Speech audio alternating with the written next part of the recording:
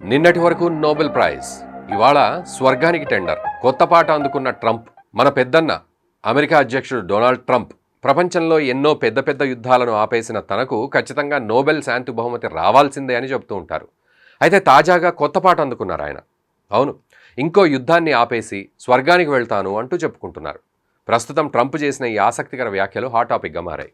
అసలు ట్రంప్ ఏమన్నారు, ఆ మాటల వెనుక అంతరార్థం ఏంటి, ఇప్పుడు చూద్దాం.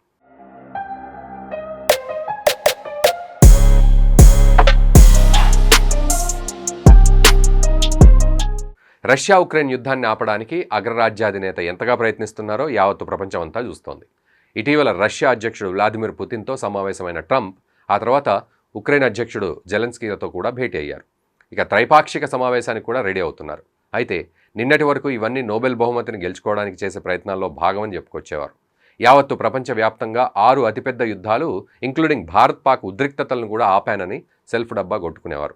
ఇప్పుడు రష్యా ఉక్రెయిన్ దేశాల మధ్య యుద్ధాన్ని ఆపేస్తే 7వది అవుతుంది. అప్పుడు తనకు ఖచ్చితంగా నోబెల్ శాంతి బహుమతి వస్తుందని ఆశతో ఉన్నారు.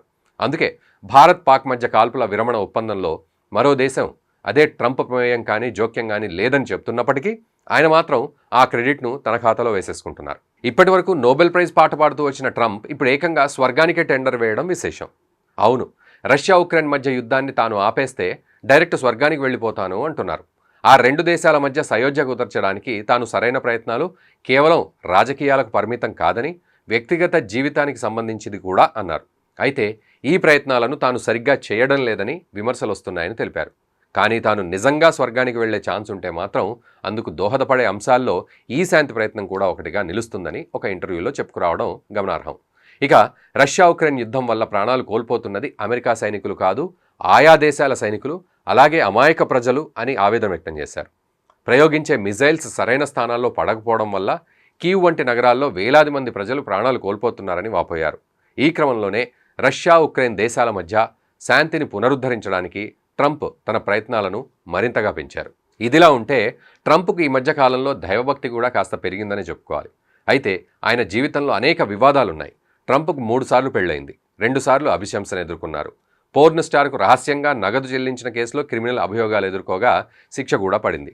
అలాగే ఎన్నో విమర్శలు, కోర్టు కేసులు, ఆరోపణలు ఎదుర్కొంటున్న ట్రంప్ గతేడాది హత్యాయత్నం నుంచి బయటపడ్డారు.